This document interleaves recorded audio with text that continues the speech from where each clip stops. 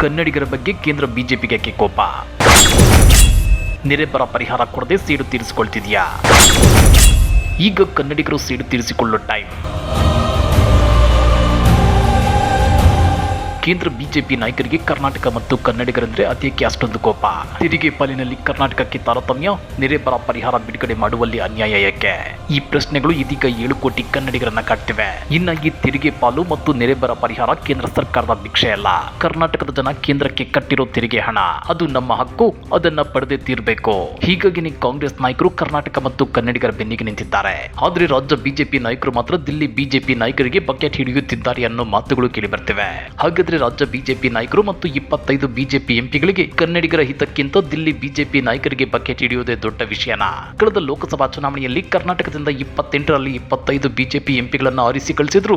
ಕೇಂದ್ರ ಬಿಜೆಪಿ ನಾಯಕರಿಗೆ ಕನ್ನಡಿಗರ ಮೇಲೇಕೆ ಅಷ್ಟೊಂದು ಸಿಟ್ಟು? ಕಳೆದ 5 ವರ್ಷಗಳಿಂದ ಕರ್ನಾಟಕಕ್ಕೆ ಕೇಂದ್ರ ಬಿಜೆಪಿ ಮಾಡಿರೋ ಅನ್ಯಾಯ ಮತ್ತು ತಾರತಮ್ಯಕ್ಕೆ ಕನ್ನಡಿಗರು ಈ ಸ್ಥಳದ ಲೋಕಸಭಾ ಚುನಾವಣೆಯಲ್ಲಿ ಬಿಜೆಪಿಗೆ ಬಿಸಿ ಮುಟ್ಟಿಸಿ ಸೀಡು ತೀರಿಸಿಕೊಳ್ತಾರ? ಅದನ್ನ ಡೀಟೇಲ್ ಆಗಿ ತೋರಿಸ್ತೀವಿ. ಆದ್ರೆ ಅದಕ್ಕಿಂತ ಮೊದಲು ನಮ್ಮ ಚಾನಲ್ ಅನ್ನು ಸಬ್ಸ್ಕ್ರೈಬ್ ಮಾಡ್ಕೊಳ್ಳಿ. ಹಾಗೇನೇ ಪಕ್ಕದಲ್ಲಿರೋ ಬೆಲ್ ಬಟನ್ ಅನ್ನು ಪ್ರೆಸ್ ಮಾಡಿ. 2019ರ ಲೋಕಸಭಾ ಚುನಾವಣೆಯಲ್ಲಿ ಮೋದಿ ಮುಖ ನೋಡಿನೋ ಅಥವಾ ಬಿಜೆಪಿ ಮೇಲೆ ಭರವಸೆ ಇಟ್ಟೋ ಗೊತ್ತಿಲ್ಲ.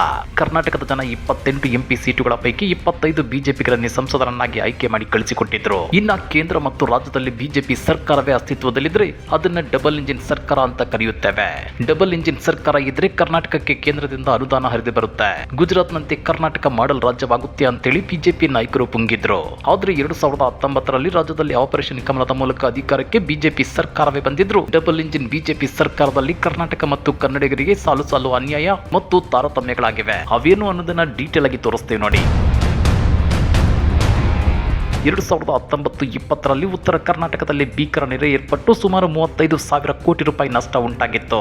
ಆದ್ರೆ ಕೇಂದ್ರ ಬಿಜೆಪಿ ಸರ್ಕಾರ 2 ಕಂತುಗಳಲ್ಲಿ ಬಿಡುಗಡೆ ಮಾಡಿದ್ದು 1,850 ಕೋಟಿ ರೂಪಾಯಿ ಮಾತ್ರ. ಇನ್ನುಳಿದ 33,150 ಕೋಟಿ ರೂಪಾಯಿ ಯಾರು ಕೊಡ್ತಾರೆ? ಕನ್ನಡಿಗರ ಕಷ್ಟ ನಷ್ಟ ಕೇಂದ್ರ ಬಿಜೆಪಿ ನಾಯಕರಿಗೆ ಅರ್ಥವಾಗ್ತಿಲ್ವಾ? ರಾಜ್ಯ ಬಿಜೆಪಿಯ 25 ಎಂಪಿಗಳಿಗೆ ಆ ಪರಿಹಾರದ ಹಣವನ್ನ ತಂದುಕೊಡೋ ದಮ್ಮು ತಾಕತ್ತು ಇರ್ಲೇ ಇಲ್ವಾ? ಇದೇನ ಡಬಲ್ ಇಂಜಿನ್ ತಾಕತ್ತು ಅಂತೇಳಿ ರಾಜ್ಯದ ಜನ ಪ್ರಶ್ನೆ ಕೇಳ್ತಿದ್ದಾರೆ. ಇನ್ನು ಅದೇ ರೀತಿ ಉತ್ತರದ ರಾಜ್ಯಗಳಿಗೆ ಹೋಲಿಸಿದ್ರೆ ದಕ್ಷಿಣದ ರಾಜ್ಯಗಳಿಗೆ, ಅದರಲ್ಲೂ ಕರ್ನಾಟಕಕ್ಕೆ ಕೇಂದ್ರದ ತೆರಿಗೆ ಪಾಲಿನಲ್ಲಿ ಭಾರಿ ತಾರತಮ್ಯವಾಗ್ತಿದೆ. ಈ ಬಗ್ಗೆ ಮೋದಿ ಮುಂದೆ ದನಿ ಎತ್ತಿ ಕರ್ನಾಟಕಕ್ಕೆ ತೆರಿಗೆ ಪಾಲನ್ನ ಪಟ್ಟು ಹಿಡಿದು ತರೋ ತಾಕತ್ತು ನಮ್ಮ 25 ಬಿಜೆಪಿ ಎಂಪಿಗಳಿಗೂ ಇಲ್ಲ, ರಾಜ್ಯ ಬಿಜೆಪಿ ನಾಯಕರಿಗೂ ಇಲ್ಲ. ಇವರೇನಿದ್ರು ಪ್ರಧಾನಿ ಮೋದಿ ಮುಂದೆ ಕೋಲೆ ಬಸವಂತರ ತಲೆ ಅಲ್ಲಾಡಿಸ್ಕೊಂಡು ಬರ್ತಾರಷ್ಟೇ.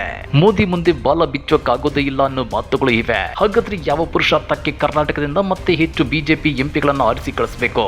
ಇನ್ನ ಕಳೆದ ವರ್ಷ ರಾಜ್ಯದಲ್ಲಿ ಬರ ಏರ್ಪಟ್ಟು 37,000 ಕೋಟಿ ರೂಪಾಯಿ ನಷ್ಟವಾಗಿದೆ ಅಂತೇಳಿ ರಾಜ್ಯ ಸರ್ಕಾರದ ಸರ್ವೆ ಹೇಳ್ತಿದೆ.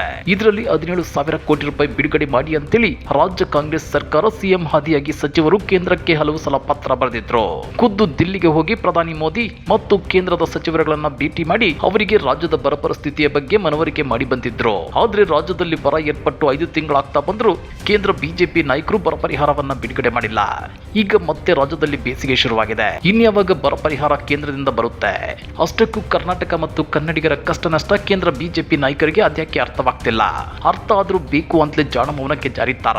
ಕಳೆದ ವಿಧಾನಸಭಾ ಚುನಾವಣೆಯಲ್ಲಿ ಬಿಜೆಪಿಯನ್ನ ಹೀನಾಯವಾಗಿ ಸೋಲಿಸಿದ್ದಕ್ಕೆ ಕೇಂದ್ರ ಬಿಜೆಪಿ ನಾಯಕರು ಕನ್ನಡಿಗರ ಮೇಲೆ ಸೇಡು ತೀರಿಸಿಕೊಳ್ತಿದ್ದಾರಾ? ಹಾಗಾದ್ರೆ ಕನ್ನಡಿಗರ ಕಷ್ಟ ನಷ್ಟಕ್ಕೆ ಕರಗದ ಮತ್ತು ಕಿವಿಗೊಡದ ಕೇಂದ್ರ ಬಿಜೆಪಿ ನಾಯಕರಿಗೆ ಕನ್ನಡಿಗರು ಭಯ ಪಡ್ಬೇಕಾ? ಇಲ್ಲ ಸೇಡಿಗೆ ಸೇಡು ಅನ್ನೋ ರೀತಿ ಈ ಸಲದ ಲೋಕಸಭಾ ಚುನಾವಣೆಯಲ್ಲಿ ಬಿಜೆಪಿ ಅಭ್ಯರ್ಥಿಗಳನ್ನು ಸೋಲಿಸಿ ಬಿಜೆಪಿಗೆ ಮುಟ್ಟಿ ನೋಡಿಕೊಳ್ಳುವ ಬಿಸಿ ಮುಟ್ಟಿಸ್ತಾರ? 5 ವರ್ಷಗಳಿಗೊಮ್ಮೆ ಸಿಗೋ ಈ ಅದ್ಭುತ ಅವಕಾಶವನ್ನ ಕನ್ನಡಿಗರು ಸದ್ವಿನಿಯೋಗ ಮಾಡಿಕೊಳ್ತಾರ? ಕನ್ನಡಿಗರ ಕಷ್ಟಕ್ಕೆ ಕರಗದ ಮೋದಿ ಮತ್ತು ಅಮಿತ್ ಶಾ ಕರ್ನಾಟಕಕ್ಕೆ ಬಂದು ಕೇವಲ ಗಾಳಿಯಲ್ಲಿ ಕೈ ಬೀಸಿ ಹೋದ್ರೆ ಕನ್ನಡಿಗರು ಮೋದಿ ಮೋದಿ ಅಂತೇಳಿ ಬಿಜೆಪಿಗೆ ವೋಟ್ ಹಾಕ್ಬಿಡ್ತಾರ? ಕನ್ನಡಿಗರಿಗೆ ಸ್ವಾಭಿಮಾನ ಅನ್ನೋದೇ ಇಲ್ವಾ? ಕಮೆಂಟ್ ಮಾಡಿ, ವಿಡಿಯೋ ಲೈಕ್ ಮಾಡಿ, ಶೇರ್ ಮಾಡಿ. ಇಂಥ ಮತ್ತಷ್ಟು ರೋಚಕ ರಾಜಕೀಯ ಸುದ್ದಿಗಳನ್ನ ಮಿಸ್ ಮಾಡದೆ ನೋಡಬೇಕು ಅಂದ್ರೆ ನಮ್ಮ ಯೂಟ್ಯೂಬ್ ಚಾನಲ್ ಅನ್ನ ಸಬ್ಸ್ಕ್ರೈಬ್ ಮಾಡ್ಕೊಳ್ಳಿ.